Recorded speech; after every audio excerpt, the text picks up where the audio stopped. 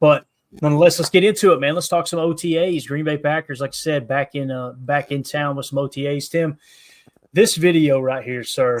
I'm going to keep the audio down, but how sick is this slow motion capture of this Jordan Love spiral? Hold on a minute. Let me wipe them tears out of my eyes.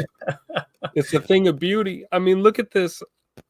Yeah. And for everybody on the podcast that can't see this, go to the Packers Twitter, at Packers over on X, and just see this absolute dime piece to Jaden Reed. I think they said it was a 30-yard pass or something, but it's just a gorgeous arc, gorgeous spiral, arm talent out the wazoo when it comes to Jordan Love. And I think he's going to have a bounce back year this year, Tim. I really do, man. I agree. I mean, look at that ball. I mean, that thing is just floating. It's just hovering. A thing of beauty. And you know what? This is that time of year, right? Everyone gets overly excited. OTAs. We got, like you said, footballs are flying at the facilities across the NFL right now. And every fan base is looking at videos like this, getting hyped up, right? But I think you're right, Clay, man. I think and when you say bounce back year, that's not to imply that Jordan had a terrible season last year, because he didn't. He dealt with injury and it was kind of an uphill battle, missed a lot of games, but I think bounce back in the sense that Jordan's going to be healthy. And I mean, you see it right here, man. He's humming that tater, right? He looks relaxed. He looks comfortable, cool, calm, collected. Looks like a guy who spent 60 to 80% of the offseason working on his craft and getting ready for days like this. So I'm sure by the time we roll through training camp and preseason and head into week one, I think J Money's going to be throwing dimes on the regular. Yeah, I love what Ron Samuel says too. Jordan's going to have a little chip on his shoulder. Yep. I like the fact that he got a little snippy with the media there last week, Tim. Yep. I think it was on Friday when the question was asked, about taking a step back last year. And I'll tell you, I got to be real with you guys. Seeing the Dan Orlovsky tweet and everybody kind of gather into their corner and arguing back and forth. I have never seen more people argue, and not just over the original tweet that had nothing in it at all. Just basically Dan Orlovsky saying, if you think Jordan Love regressed and you don't know ball, that's the most vague statement I've ever seen in my life. And the fact that would trigger people. But then on top of that, the fact that he felt obligated to kind of get on his high horse, right? I want to do the Pat McAfee high horse and stand on my chair here, but I'm afraid I'll fall. Get up there on his high horse and pretend like, you little people, you don't understand this guy. Man, listen, go watch the bad throws, go watch the interceptions, go watch the bad decisions, and tell me he played absolutely perfect ball. And then go watch the dime pieces he threw and try to convince me that he is, overrated. Like, it's football. And you can pick one or two clips to tell the story that you wanted to tell. But I was blown away at how many people were commenting and not saying anything, Tim. Nothing. Yeah. I mean, it was just that's one thing I can't stand. When something doesn't have substance, I check it. It's like we went over that a couple of days ago with Mr. Bird right here as we watch him catching another dime piece from Jordan. He dropped it right in the breadbasket there for sure. But we talked about this with Jaden Reed, right? Oh, drop issues and these unfounded statistical categories that are invented out of thin air a lot of times, or a narrative that gets started with very little factual basis, and it's mostly rooted in feeling. And feelings are cool. Hey, we all have them, right? But facts are facts, right? And I think if you look at Jordan last year, he was a guy dealing with injuries. If he was 100% healthy and maybe put up the numbers that he put up, maybe you'd have an argument. But the fact that he missed the time that he missed and dealt with the issues that, he had an injury, and then, the injury caused another injury, another setback. So, I mean, I don't think you can sit there and criticize Jordan, for his season last year. I think it's just another quarterback dealing with injury, basically, is what we saw. So that's why we're excited for year 3 right here as the QB1, right? Yeah, I am. I'm very excited. And here's the reality. We're going to see what we got in Jordan Love this year. Yep. 2020, 2023, right? You're trying to, can he handle being a starting quarterback? Can he handle the checks at the line? Can he handle setting the protection? All those things. First half of the season, it was pretty mediocre, right? Yeah. Second half of the season, better than he had a 9-game stretch there that was better than Aaron Rodgers on MVP years. Now, again, it's only half a season though. That don't make a hill of beans, right? So, we've seen the ceiling, and I feel like we've seen, the basement as well, if you will, the floor. Yep. And I don't think the floor was last year. I think last year was, right around the median line, maybe a little lower than the median line. But at the end of 2023, we seen, man, this is what this dude can be. And with young players, that's what you should gauge them off of. You should gauge it off of, all right, how did they look at their best? Because that's the potential. And now you stabilize that. You make that more consistent, and you teach them how to be pros. And continue to do that on a day in, day out basis. I'll never forget Greg Cosell talking about Jordan Love before he played his first game as starting quarterback for the Green Bay Packers. He said, the kid's got arm talent. He's got all the tools you need. The question is he going to be the same exact quarterback week in and week out? Even when things go bad, is he going to be able to reset and handle everything? I think he's done that pretty good. It doesn't mean he's perfect, but everybody in the chat, let me know if you hear a little static. I can't tell if it's on my end or not. Let me know in the chat if y'all hear any static whatsoever when you get a chance. But again, Jordan Love, I'm excited about seeing what he can do this year. And again, I'm not knocking Dan Orlovsky for defending Jordan Love. I think it's awesome that he sees something in Jordan, because Dan did play at the NFL level.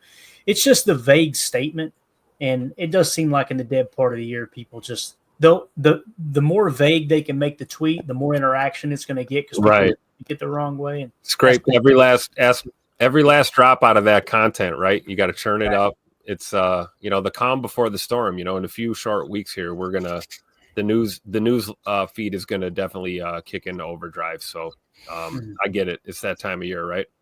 Yeah. Mountain Man Pack said just a little bit of static, and United Bates said the static was Jacob incoming. There you go. Here's the guy. Jacob, what's up, man? We're just in here talking a little Jordan Love. Nothing detailed, just this absolute dime piece here. And it's slow motion footballs in the air, baby. It's OTAs. This is football's right around the corner.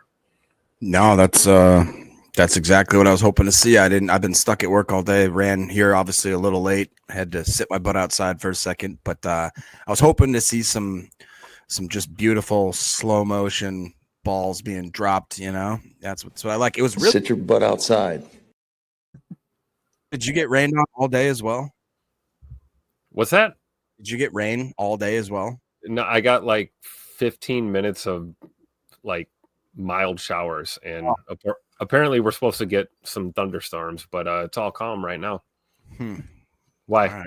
Bad by you there, brother? You all right? We just got dumped on for it seems like days straight. Yeah. Ron Sample says Jacob produces a lot of pole static. So there you go. Jacob, you got to start wearing the right fabric out there, sir. Or not if you grease it right. Okay, here we go. I don't know. I'm not a doctor. Some other news, we've been talking about Marshawn Lloyd, what's going on with him. Well, lo and behold, today somebody made an appearance at Packers practice, as Rob Domofsky said Marshawn Lloyd is back on the practice field for OTAs. We'll hit on some of the defensive stuff as well here in a little bit, but cornerback Nate Hobbs is out today due to a personal matter, and it was mentioned that Javon Bullard filled in the slot. We'll talk a defense on the second half of the show. Also, they didn't see Quay Walker, Jair Alexander, Trey Hill, John Williams, or Elgton Jenkins. So Elgton Jenkins, again, no surprise there. I wouldn't get worried about Elgton until training camp. If we get into training camp and Elgton's, still MIA, that's when I would be like, okay, this Goody's dug in. He's not going to give any more guaranteed money. Elgton might dig in a little longer. That one thing about it, and again, we're going to talk Marshawn Lloyd right now, but one thing about that whole situation, at least Jacob Monk is getting some let's just talk about it now. He's getting some meaningful reps, Tim. That's one positive out of this. Positive, as Coach Mike McCarthy would say. So I know, and here's the other thing. You may look up at the end of OTAs and going into training camp, but you know what? Jacob Monk looked pretty good. If that happens, then the leverage kind of flips back toward Green Bay, because we know if let's say Elgton is not going to or is going to hold out through training camp or whatever, and I hope this doesn't happen, but let's say, okay, you got to make a decision now week 1. Do we really think Elgton Jenkins would sit out the 2025 season and forego every bit of that money that he's due to try to get more guaranteed money? I mean, the last person I remember doing that, if I remember correctly, was Le'Veon Bell, and it absolutely ruined his career. Like, there was someone else that did it for a short time. It was the Eagles edge rusher. I can't think of his name right now. But they traded him to the Jets. Hassan Reddick, is that right? Am I thinking right, boys? Hassan Reddick, yeah. Didn't a Cowboys lineman try this too, and he ended up caving in after about like 4 weeks too? Because yeah.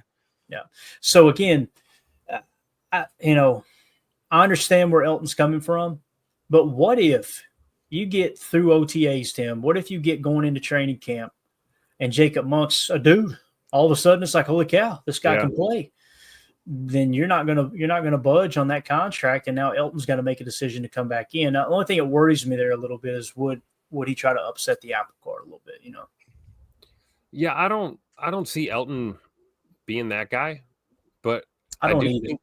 I think this is the time of year, though. Like you said, like this is when these guys can get reps. So if Jacob Monk like is showing flashes right now, and this carries over into training camp and into the preseason, and they're working them in, on a regular basis because Elgton Jenkins is, not there, then it is what it is. Either way, I think the Packers' position when it comes to Elgton Jenkins, I mean, I don't know how much that's going to change based on any other factor right now. I think they probably feel how they feel, and I think Big E feels how he feels.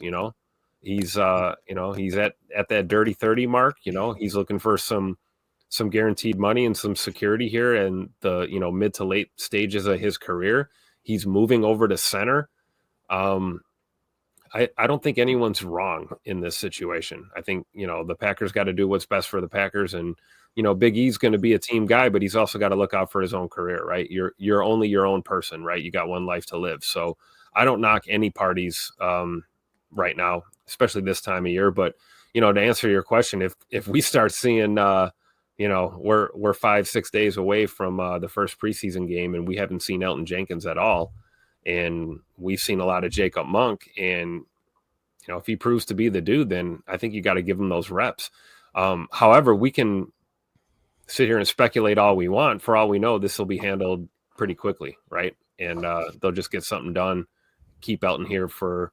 I'm anticipating at least a 3 to 5 year deal, some kind of thing for him, some kind of security, job security for a guy like him. So I think time will tell, but nothing would really surprise me at this point, other than Elgton Jenkins full out, holding out or refusing to participate. So, yeah. Real quick before we move off of the offensive line, what do you think about? I thought the exact same thing that Coach Len said. John Williams, what are you doing? Ron Sanville also chimed in and says, does John Williams have some kind of reason to be missing? I believe Coach went on to say he was gone last week also when practice was open to the public. Has anybody in the comments, or Clay, does anybody understand as to why he wouldn't be around? I just did a search using AI, combing through the intrawebs, and speculation. It could be minor injury. It could be personal matter. I didn't see anything contractually. Now, to me, sometimes the rookies can hold out to try to get the lingo, the language in the contract exactly where they want it, but I haven't heard that specifically either. So I have no idea. I'm hoping that maybe somebody in the chat has, because again, what was he, a 7th round pick? Am I thinking right? 7th round pick. You know who that reminds me of? Remember year in and year out when Jonathan Garvin randomly just wouldn't show up, and I'd be like, why is Jonathan Garvin not here? Why is he so confident? Yeah. Right. No, that's a great comp there. Yeah. So I don't know. Anybody knows in the chat, let us know far away. But back to Marshawn Lloyd, as you can see here, it's good to have him back in the fold, and he looks completely healthy. It sounded like he had another injury setback was the reason he started off kind of missing the practices, Jacob, but obviously was out there today. And man, this running back room can be special. It really can. It already is with Josh Jacobs. We talked about how he's pretty much a top 5 back in every important statistical category last year. Emmanuel Wilson is one of the best backups in the entire league, grading out better than many starting running backs across the league. Got Marshawn Lloyd in here that if he is completely healthy, man, I think the sky's the limit for this running back room. And the other thing to mention is Marshawn Lloyd could potentially be the future. You know, if he comes out and he pops, Jacob, and then you look up and go, you know what? There's no reason to give Josh Jacobs any more guaranteed money. And kind of like the whole Elton thing, that's how Russ Ball and Goody likes to do business. You know, get that guaranteed money out of the way in the first couple of years, and then you've got the choice to move on.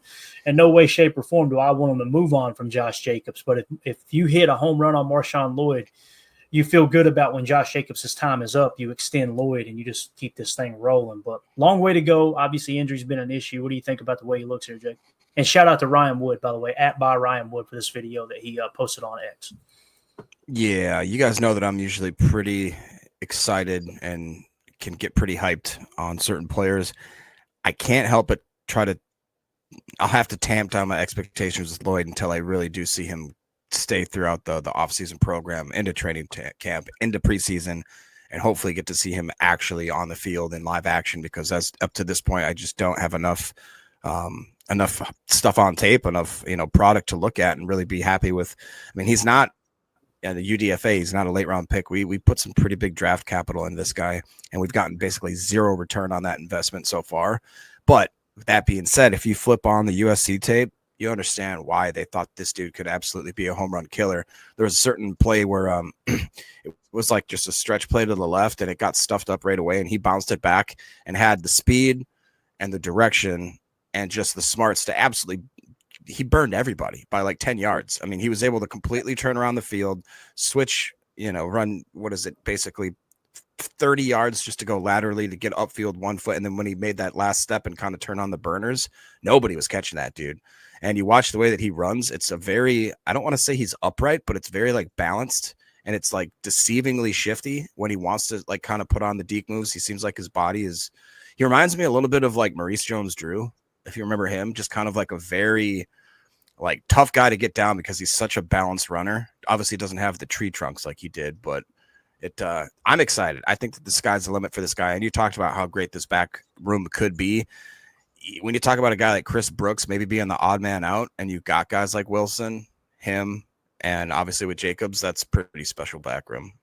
Yeah, Tim, I remember during the draft process, Daniel Jeremiah, former NFL scout, and obviously the lead draft expert over at NFL and NFL.com, he said Marshawn Lloyd was his highest graded running back in that draft that he came out. So what do you think? Yeah, that's kind of a popular narrative amongst a lot of talking heads, is that Marshawn Lloyd was arguably the best running back in last year's draft. So I think, to your point, Clayton, about, we don't want to get ahead of our skis here and, talking about Josh Jacobs and his future, because I know Josh Jacobs has publicly stated on more than one occasion that he would like to retire at Green Bay Packers. So if it were up to Josh Jacobs, he would finish his career here. Absolutely. So, but unfortunately, it's not up to him. It's up to the brass at 1265, right? And to Jacob's point, this is why you have a stable of young talent behind your veteran leaders and behind your go-to guys. And, there's a reason, like Jacob brought up the USC tape on Marshawn Lloyd, and you see it all over the film. Even if you're just watching like condensed games, not even just looking at highlights, you can see, what this guy is capable of. Unfortunately, injuries, illness, kind of an up and down rookie year for him. And it's fair to say we haven't seen anything from him. That being said, I would fully anticipate that these 3 preseason games, we're going to see a lot of Marshawn Lloyd, Emmanuel Wilson carrying the football. I would almost think that they're going to want to, maybe give him, a little bit more reps than normal, maybe in training camp in the preseason, just to kind of get him back up to speed. I mean, the guy hasn't played football in 8 months, 10 months, something like that. So, I mean, get the ball in his hand, get him some reps, and let's see what we got with this kid, because you're right. It's the NFL, not for long. You got to be thinking ahead. And I feel good about this running back room with guys like Marshawn Lloyd and, Emmanuel Wilson. Yeah. United Bates, back to the John Williams conversation, says he signed his rookie contract on May the 2nd, so it's definitely not a contract thing. And Deadfish said, could it be he is at one of those schools that don't let them leave until they graduate? I think it's a poor wording there. Dead Fish made it sound like they got him tied up, like but You're never leaving. Is like in some cases, guys are trying to finish and get their degree, right? And it's maybe ties into the OTA aspect. I don't know. I would have a hard time believing it's that too. But Dead Fish just said seems like the University of Cincinnati's graduation is early May, so it's not that. Right? Yeah. Appreciate you looking that up, Dead Fish. Yeah.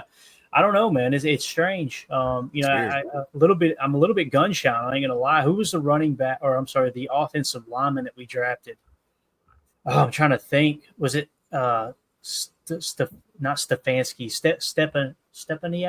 Oh, Stepaniak or Stepaniak or something. Stepaniak. Yep. Yeah, I remember who you're talking about. Yeah, he kind of held out a little bit and then popped in and held out. Next thing you know, he retired. It's like, damn, okay, it was a wasted draft pick, right? I remember that happening.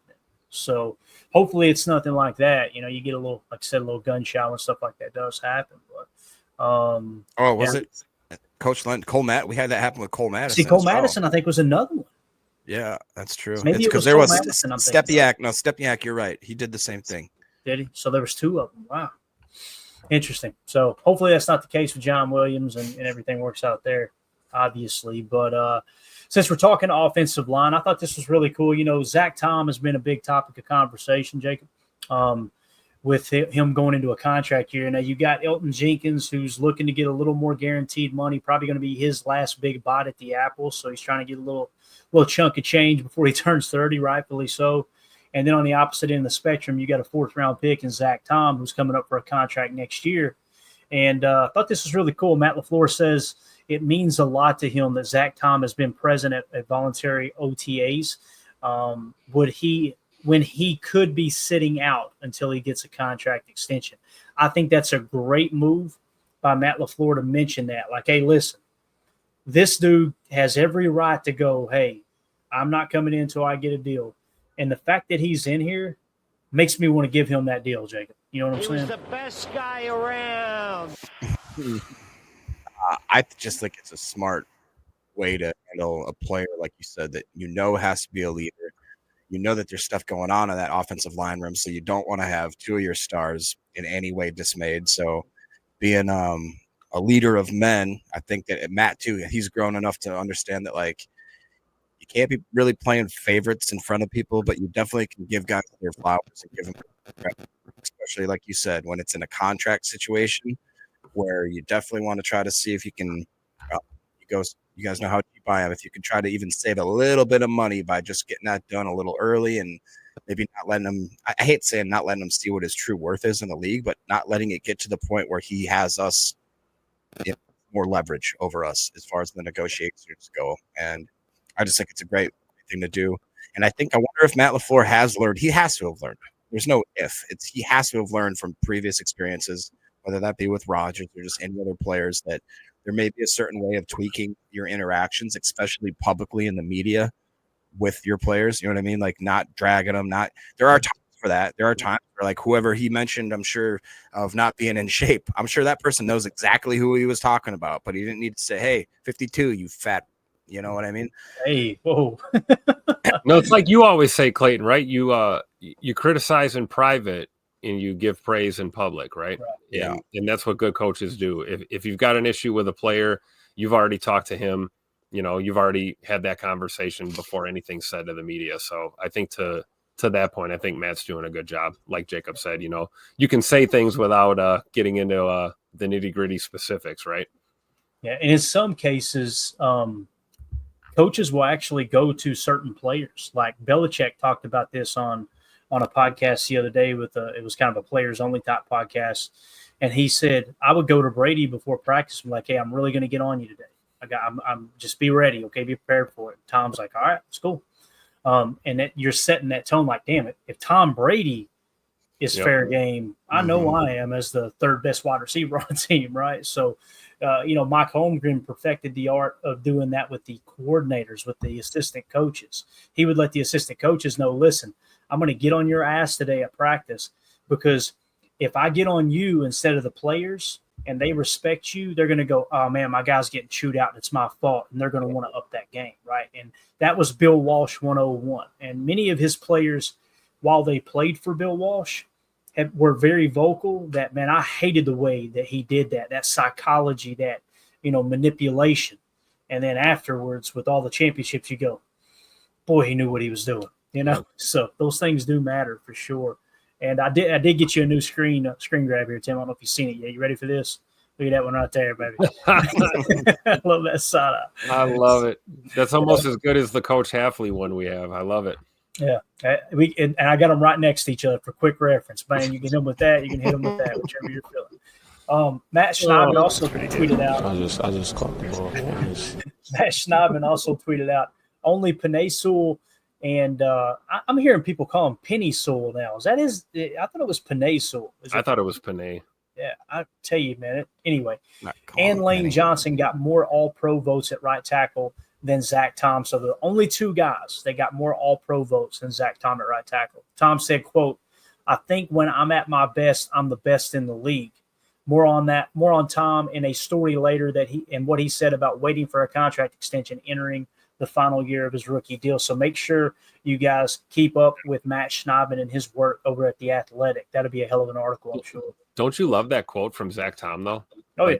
I think when I'm at my best, I'm the best in the league. And that's like a textbook definition of a person who's confident in their abilities, confident in themselves, but not arrogant or being cocky, right? Yep. I mean, that's not an indictment on, offensive linemen across the board. That's just Zach Tom being comfortable in his own skin and, with what he's bringing to the table. And you want to see that as a fan, right? You don't want to see players that are, second guessing themselves or maybe doubtful. I love seeing that kind of confidence. Own it. When you're at your best, you're the top of the top. I love it. Yep.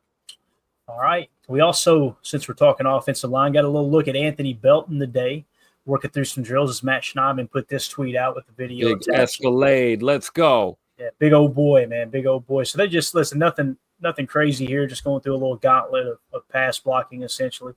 And I see look at bringing up the rear there, number 79, Mr. Travis Glover. Emilio's fired up right now. Grinning like a possum in a dumpster. Right Glover now. actually looks pretty big, dude. Big boy, man. Man, look at Ryan's Sean big Ryan, too. Yeah, that's a big dude. Yeah. Sean Ryan thicker than a bowl of oatmeal, man. That dude, he looks like he put on a little bit of weight this year too, right? And one thing about Sean Ryan, I thought he took a big step forward last year. Now, does that warrant getting starter money? Probably not. But I love that mean streak he's got too, man. There was a couple articles wrote about him, and I want to say it was about his uncle. It was either his uncle or his grandfather, and a Vietnam story, and just like he's one of those dudes. He's cut from the right cloth in terms of just a BA out there, man. Somebody you want in the trenches with you. I would love to see him take a step forward and make it be a really tough decision on Goody on whether or not you want to bring him back, because last year, reality is he stepped up, man. There was times where my man struggled. Last year he looked pretty darn good, I thought anyway. I mean, he wasn't all pro caliber, but he held his own at right guard. There's no doubt about that. It gives you a little bit of versatility at the center position. But in terms of Anthony Belton, I don't know. How do we feel about this, guys? And we'll start with you this time, Tim. It sounds like Jordan Morgan took number 2 reps at left tackle, so him and Rasheed Walker are working there. Everything I've heard in terms of Brian Bulaga talking about, Mark Tauscher talking about it, the rumor is Belton's going to be competing for a guard spot, right, at right guard. So Jordan Morgan and Rasheed Walker battling at left tackle. Now, I think we would all agree that if Rasheed Walker runs away with that, then you're going to get Jordan Morgan playing right guard again, most likely now that he's healthy. But Anthony Belton at guard, man, if you can pass block at left tackle, you can darn sure pass block at right guard. Yep. And we as fans, we get caught in the weeds with this a lot of times. Like, oh, here we go again, another tackle we're turning into a guard. Or it's like, hey, when you get to the NFL, it's, you're drafted by a team. They want to see where you're at your best, right? You've never played at this level before. They've never had you under their wing before. They want to see what you can do. And if you look better as a guard, doesn't matter if you've played, 1,400 snaps at left tackle. They want to put you your best foot forward, right? It's like Jacob says a lot of the times, we want the best 5, right? It doesn't matter where they are. And we have versatile O-linemen on this team already. So I think taking a guy like, Anthony Belton here and asking him to move to guard, hey, at least he can compete for a spot on this team. And it's a way to play yourself onto the field. So As far as expectations, I mean, it's Green Bay, right? We want all our guys to be all pro, right? The expectation level is high for all of our rookies, but I think we have to be patient and we have to let rookies develop. And sometimes it's, 1 year, half a year. Some guys come in, they're ready to go right away. Some guys, it takes 2 or 3 years. You don't know. So I'll tell you what, the size and the strength and the blocking ability, I love all of those attributes of Anthony Belton's game for sure. That's where I'm at right now. Yeah, what do you think, Jacob? You think he's competing for guard, man? I mean, there's really no spot at tackle for him right now, I don't believe, unless injury, right? I would hope that he's competing and not just, saying that he's competing. And the one thing that does kind of bother me a little bit is just the amount of guaranteed money that Banks is going to get. It almost seems like that there's nothing that he could do to upstage him in the depth chart, at least for this year, unless things go really bad with Banks. You can say maybe, let me know if you think that's wrong, but unless he completely whiffs the bed for like the first 6, 7, 8 games, I just don't see them throwing away that much money on letting somebody take over that left guard position. Now, if again injuries happen, or I would be more interested if he could be possibly good enough to take over Ryan's position. But at the same time, like you said, I really enjoy the progress that Ryan made, and I would really love to see this last year of his to see if, like you said, it's worth extending him. But I'm excited for Belton. I just feel like that for a second round draft pick, I would have hoped that we'd have more murmurings of him being like, hey, this is a play type guy. Because if not, then I do feel like the second round may have been just a bit of a stretch just for this year. But I know the Packers don't draft most teams like most fans would like them to do. They see the potential and understand that if you have to use a second round draft kind of guy that maybe isn't a plug and play starter, but in 2, 3, 4 years, 5 years, he can be a perfect starter for you, then I think I understand why they made the move. Yeah. And here's the thing too, like injuries are going to happen. Belton's going to see time. There's no doubt about it. Yep. I mean, it's so rare that all 5 starting offensive linemen stay completely healthy for every single snap of an NFL season. So you're going to see him from time to time, and that's the beautiful thing about preseason too. We're going to get to see some of these young guys shine and get their opportunity to prove their worth out there against similar talent in terms of backups and third stringers there throughout preseason. So that'll be a lot of fun there as well. Not to mention the camp battle aspect. But let's shift focus to wide receiver real quick before we jump over to defense. And Romeo Doubs was asked about initial impressions of Matthew Golden. Now, listen, this audio is going to be kind of echoey and really, really low. Spoiler alert, he said, kid's a stud, man. And I think it's cool that Romeo Doubs, Matt LaFleur's talked about Romeo Doubs has been helping the young guys, right, this entire time. And where some fans see Romeo as like, oh, he's upset about last year. I feel like Romeo's in a really good place. Whether he gets paid here, which I think is highly unlikely, if he goes out and balls out this year, he's going to get a big paycheck somewhere else. And if it's not with Green Bay, it's going to be a nice little comp pick for us. And he's going to go on to make a good chunk of change as potentially a number 1 or a number 2 receiver in the league, depending on how hard up the team is. Here's what Romeo had to say. And again, I apologize for the volume. I'll try to crank it up for everybody on the podcast. Along those lines, what have been your early impressions of Matthew Golden? Oh man, here's the stuff, man. Doesn't really say much. He just comes in and works. And, he has been real consistent in the area. So, if he has any questions for me, he comes to me. If he goes to Jay, he goes to Jay. He makes sure that he asks as many questions as he can. Because he is a rookie, and man, kid's playing fast right now, so I'm excited to see it. All right, so again, that was by Ryan Wood with another video there that he sent out. Romeo, you can tell how socially awkward he is in those settings, Yeah. And it does like in media, right? Yeah, I mean it makes me like the guy. I'm going to be honest with you. I relate to that, right? It makes me like Matthew Golden even more because if Romeo Doubs is saying, "Hey," he doesn't say much. He just comes in and works. It's like, man, if Romeo Doubs is saying this guy's quiet. Right. Clearly, Matthew Golden's cut from the right cloth, right? Yeah. And if you want to see Matthew Golden, here he is on a deep ball from Malik. Had to pull up a little bit, but Again, this is routes on air, but it's just nice to see the guys out there and in the unis and getting a little work in on the practice field. Matthew Goldman, everything we've heard so far has been nothing but positive, right? You heard Jordan say he's way more polished than he expected. Not in those exact words, but he did mention the word polished. You've heard Romeo Dobbs call him a stud.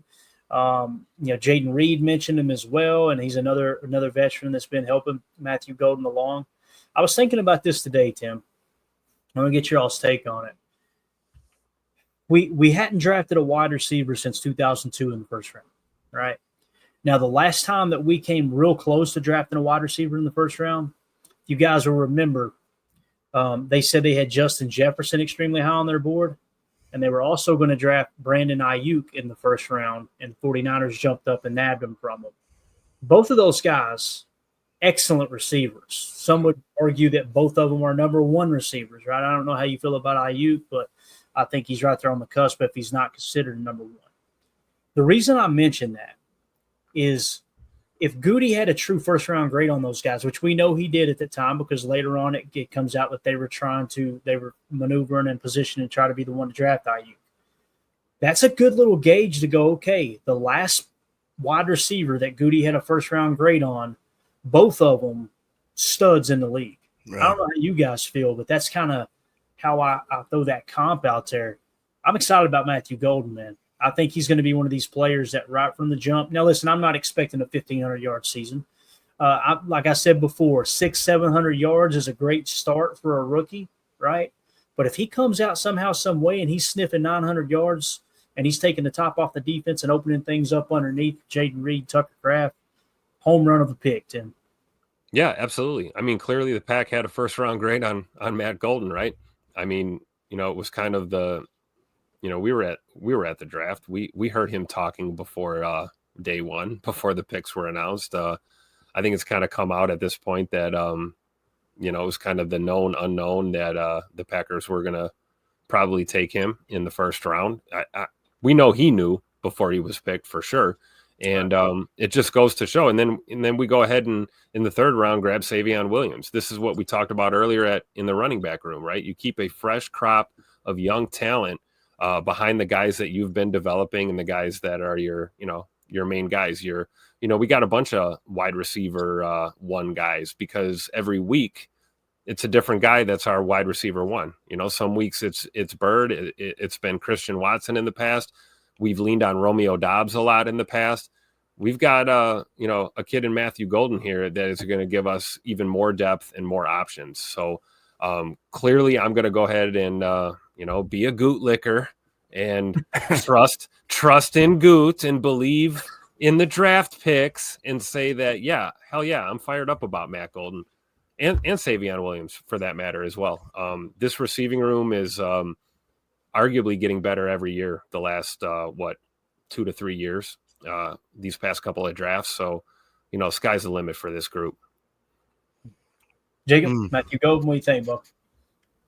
Yeah, again, it's a guy that I don't want to have too high of hopes on just because it's just not in the Packers' MO to let guys come out in their rookie year and just take spots over starters or guys that have been there for years or that have been kind of entrenched in a certain system. Whether or not that's good or bad, I argue that obviously we wish Adrian Cooper got the reins let loose a little bit earlier, and you can say that about a number of different players in the past, but there is just something that feels a little different about Mr. Matthew Golden and the way that it seems like the confidence that the team in the front office has in him and maybe the quiet confidence he has in himself. And I don't know what to think about him. He's not necessarily the size I was hoping for. He definitely has the speed I was hoping for. There's a lot left to be seen as to how his game translates into the NFL level.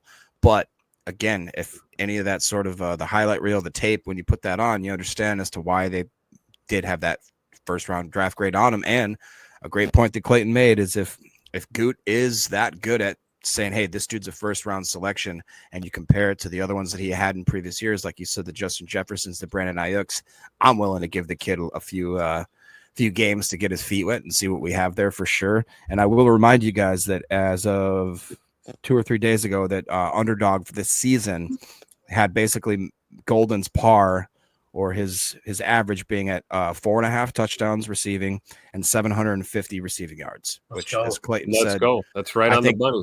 I think we could easily, and I'd be fine with that. You know what I mean? If he came with like 5 tuds and had around 750, 800 yards, I consider that to be actually a pretty darn good, successful season with how deep this wide receiver room is. So I'm very, very excited. And if I had to put a number on it, I think he crushes that receiving touchdowns total. I think he has more like 6+. I agree on that. I would take the over there. I would. Yep. Because for whatever reason. Yeah, I'm trying to think. Did he have 9 touchdowns last year in college? Is that what it was? I want to say that was the number. I shouldn't ask a question I don't know the answer to. I apologize for putting you on the spot. I want to say it was 7 or 9, something like that, and that was with Quinn Ewers underthrowing him. 9. Yep. Quinn Ewers and that gumbo arm. I would feel pretty good, pretty darn good about Ed Madden confirmed as well. I feel good about that over 4.5, whatever it was, Jacob. I could see somewhere between, I don't know, 6 and 8, something like that, easy, because there's going to be opportunities because Matt LaFleur likes to throw the ball when you get inside the 20. That's the reality of it, So I could definitely see that. Also, is it just me or I just love the way Malik Willis is letting the ball rip? I feel like he's really becoming a better quarterback than people are giving him credit for. And I think it'll be interesting to see if one more year of him, if there is, I mean, knock on wood, God forbid, I hope it doesn't happen. But if he gets into the game, hopefully it's in garbage time, cleanup time. If that guy keeps progressing with like being a pocket quarterback passer, I did not realize how athletic and how big, like he reminds me of like, back when Cam Ward and like Jameis Winston's types, but with way better like control of his body. He's not just big and beastly. He's like very agile when he runs. Like watching some of the design runs that they had that LaFleur had made for him when Jordan went out last year, I was like, God, he is good. Like we have a great backup quarterback. I don't think it's a secret. I mean, Malik Willis probably starts on 5 to 10 other teams in the NFL, right? But dude, you go back and watch his Liberty tape. Probably go and be a starter, Yeah, you go back and watch his Liberty tape though, and I just couldn't believe how much of a freak he was out of the backfield. Like when he decides to tuck it and run, good luck, dude. You're gonna have to put a big body on him. Yeah, I know he fell in the draft because Census Big Board had him as a first round pick. They had him ranked in the first round, pretty high too. Dan Orlovsky was really high on him. I do remember that specifically because he got raked over the coals after he dropped. But and the other thing I want to say here, Jacob, and this will wrap up hour one. As you were saying, he's underrated. He don't get enough praise. Neither does Matt LaFleur. Matt LaFleur took him off the garbage heap, right? And literally went out and won, 2 or 3 games last year with him? 2 games, I think it was, right? The 2 starts he had. So, yeah. I like Malik Willis. And listen, the last thing I want to see is Jordan Love get hurt. He gives us the best chance to win. But I've said it 1,000 times on this show. I remember the days when it was like you were always holding your breath. If Aaron Rodgers goes down, we're screwed. It's Seneca Wallace. Yeah. Yeah. And in this case, it's like, you will see me. If Jordan misses time, if he leaves the game, I will always tweet out Willie Beeman from Any Given Sunday. I will always tweet that out like, here comes Willie Beeman. That's who he reminds me of. It's just like, all right, guys, we're not going to miss a beat. Let's get in here. He's electric. He's fun to watch. You got to feel good about this QB room, right? Behind Jay Love. Yeah. I mean, like even looking at Clifford, like Sean Clifford is he's a gamer, man. He's the grizzled veteran of this quarterback room. Let's be honest. But like, Taylor Elgersma, is that how you say it? The Canadian? Yes, Elgersma, like big arm, dude. That dude's got a big arm. He's got that big body type quarterback too. Like, like you were saying, Jacob, almost that like a Big Ben or a Phillip Rivers, a guy that's gonna be able to take some shots there and stand in the pocket and make a throw. Elgersma is going to give Sean Clifford a run for his money. I'm telling you guys right now. I don't know how many we're going to carry on the roster, but the quarterback room looks really, really good right now. Just off topic, did you guys get that meme I sent you of Phillip Rivers has got his oldest son has now entered like the collegiate level, and they put a little like quote. It's like Phillip Rivers' children are now old enough to play in the college level. Get ready to see a new highlight like a Fast and Furious movie every 2 years for the next 10 years or 10 kids. He's got I think like 13. Bro, there was some kind of stat out there that was I say a stat. It was a fact. I may be completely off base here with it being grandchild, but it was something like his oldest grandchild could potentially play football with one of his kids. It was something crazy like that. It was just like, what the heck? Maybe it was a net. You guys go look it up. I'm sure you can find it. No, I know what you're trying to say because he's oh no, my man is putting in work, bro. He's starting his own baseball team, maybe his own football team. Who knows? He heard all the Bill Gates conspiracy theories and said, I'm going to repopulate this thing myself. You know what I mean? That's what it sounds like. Oh, but yeah, right on time. All right, that's going to wrap it up for hour 1. Now that Emilio's in here, we'll see you guys on the other side for hour 2. We appreciate y'all. For those of you listening on the pod, welcome into hour 2, and you got a warning here. We mentioned Bill Gates, and Emilio comes sliding right in like Alex Jones. Excelio. What's happening? What's typical. Up? Yeah. Did you guys hit 90 down there today, Emilio? Dude, I went through a gallon and a half of water, no problem, man. Everything stuck to me. Yeah. I told Eric today, we were out mowing. We did, I don't know, something like 18, 19 yards today. And it got up to 87. And I told him, I said, just stop talking to me. I don't want to talk to you the rest of the day. I'm done. No more. I'm losing energy just even conversating with you in the car right now. All right. Exactly. All right, man. Let's hit this question real quick before we get into the defensive side of the ball. Boogaloo Batty, awesome profile pic there too. Nice. Says, you can tell he's related to Jacob. Hey, did we ever find out why Savion is wearing a red jersey? I don't know. Does anybody know? Is he got to be some kind of injury? I would imagine, right? Shoulder? Is that what it was, Tim? I think it's a nagging shoulder. That's my best guess. Dude, his feet look good, man. Yep. I'm not trying to go Rex Ryan here. I'm talking about his footwork. My man, he looks like he's going to be a hell of a route runner, especially for someone that's many people have tried to write off as a gadget player, that type of thing, right? Saying he's unpolished, but then you watch him run and you're like, that looks pretty shiny to me, man. There's natural something there, right? Like he just like he gets it. He reminds me of a big Randall Cobb. Like you could tell Randall Cobb from day one, it was going to click. You know, it was just he learned he knows how to move, he knows how to create separation, he knows how to find those tight windows. Yep. He's got excellent body control, and I know he's way bigger than Randall Cobb. Probably a horrible comp there, but that's what I think of. I remember seeing Randall on the football field at the University of Kentucky and going, "That dude is so fluid." And to me, that's how Savion Williams looks. That's a great comp because they're both versatile receivers, right? Capable of doing just about anything on that field. Funny enough, both of them capable of throwing a touchdown pass just as much as catching a touchdown pass as well. Mm-hmm. And while you're bringing up Randy, shout out to Randall Cobb, Kentucky Wildcat Football Hall of Famer, baby. Right, baby. Let's go. Hey, that's like saying you're the sharpest student in Harlan County, Kentucky, but hey, we'll take it. You know what I mean? Seriously. No,